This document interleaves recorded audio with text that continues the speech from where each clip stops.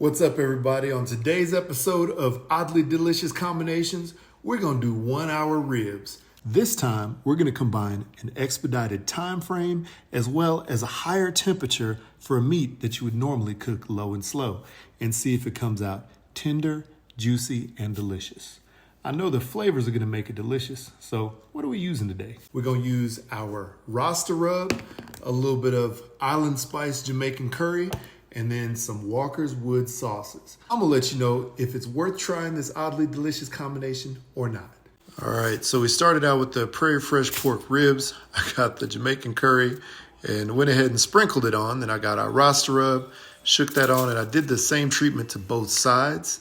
And then what I decided to do this time was I was just gonna go ahead and wrap it in some foil right away for the first 30 minutes.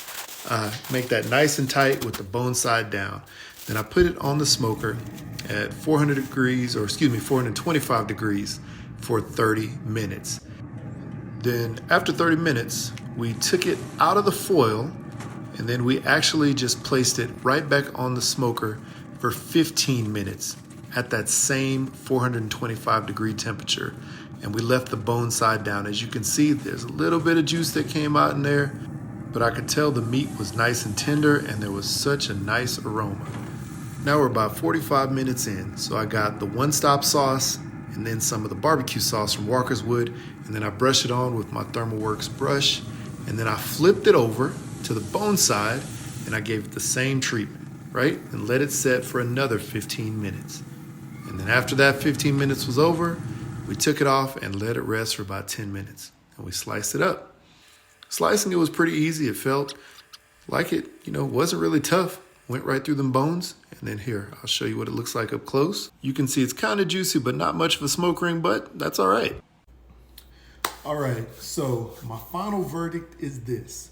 Wow, I absolutely love the flavor combination of using this island spice Jamaican curry along with my Rasta rub, double paired with the Walker's Wood jerk barbecue sauce and the one-stop sauce. I love that flavor on these ribs, but I do not love the timing.